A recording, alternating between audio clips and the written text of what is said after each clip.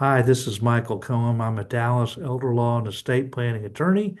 I'm joined by my good friend Don Crawford Jr., who I've been doing radio shows for many years, and now we're doing these podcasts and can be also seen on YouTube or whatever. Today we're going to talk about different things. Generally, I have him, he may ask questions, and I have no idea what those questions would be. But I first thought we would talk about Rob Reiner's son, who is accused of murdering his parents by stabbing them to death. And there was a trust established for his benefit, which he is suing to collect from. Um, Don, first of all, uh, what do you think about that?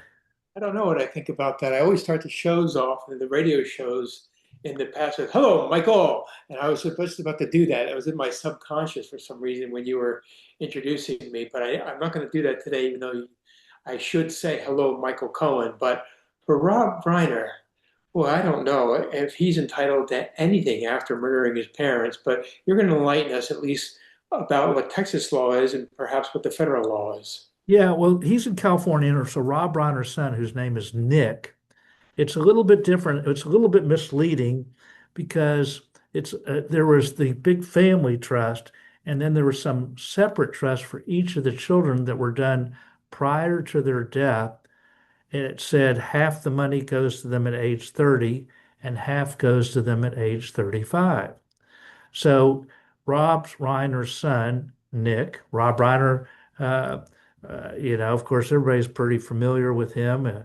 Everything from when he was younger to being on All the Family to all the different movies like When Harry Meets Sally, all those different movies, very famous. Uh, uh, Correct, and I he, yeah. And so anyway, his son had had some mental issues for some time, we think.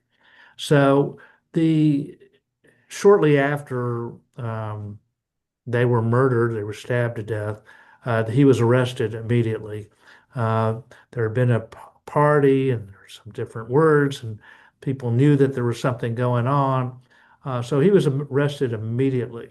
But it's one thing when you have a trust, let's say the big family trust, a revocable trust that said, okay, everything goes to my kids, even whichever way you have that, then under the Slater statute, certainly under California's law, I'm not licensed in California, I should make that known, but the rules in California, like in most states, if you kill somebody, you can't benefit from that.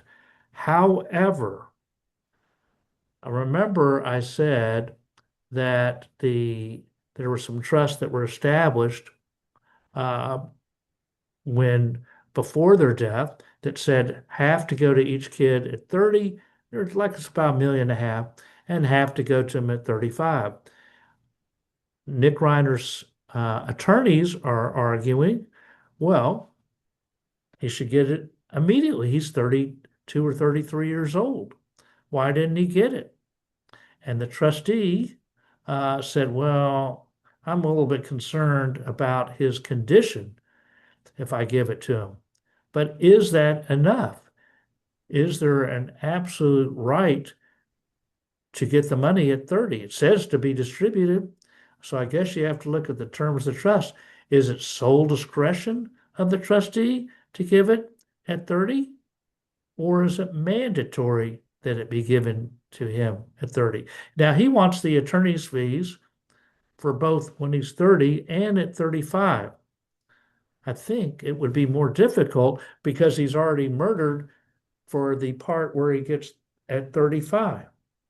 So I think that there's actually a good chance that he might be able to be entitled. I guess it depends on the terms of the trust. Is there any discretion?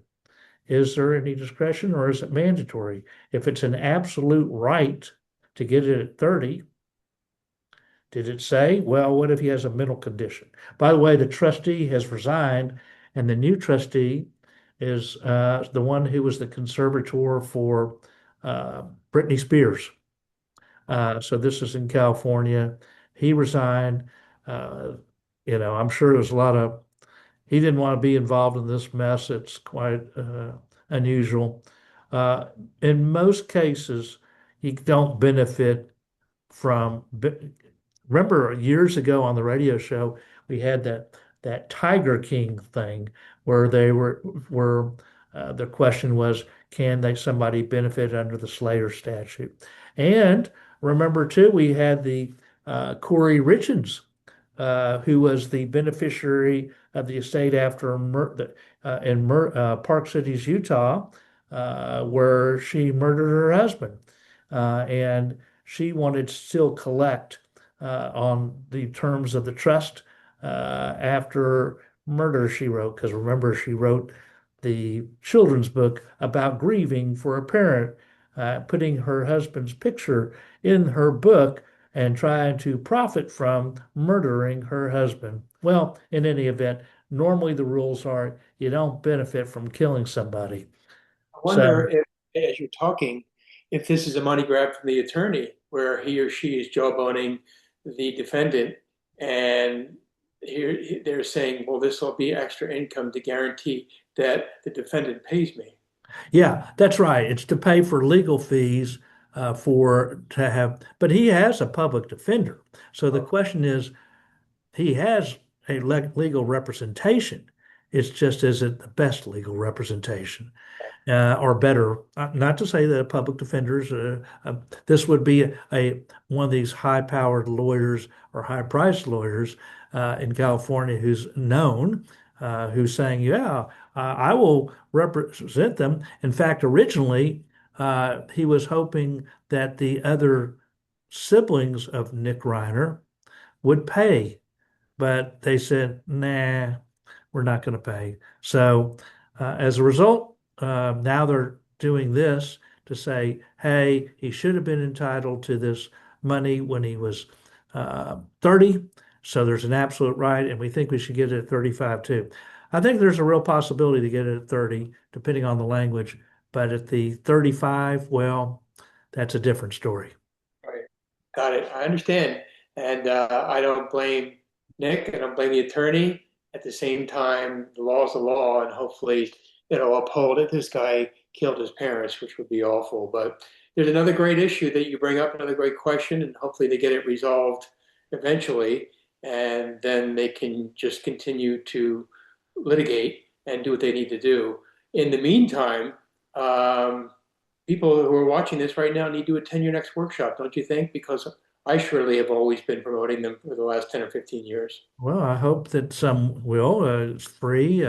We have them every month. You could just call our office at 214-720-0102. It's 2 hours.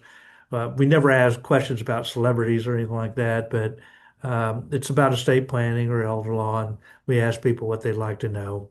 Again, it's free, and actually, even if you go to the free workshop, we give a free vision meeting. So it's 3 hours of free legal education without any obligation. So It's if in you're, person too. It's yeah, not it online. is yeah, it is in person at our um, office building. There's a conference center, and which is by, if you know where Medical City Hospital is, it's just to the north of that. Good. So either that or you could sign up online at dallaselderlawyer.com, dallaselderlawyer.com. So hope that some people can join. Good. Well, all right. Well, Don, thank you. And till next time, Okay. we'll see you then.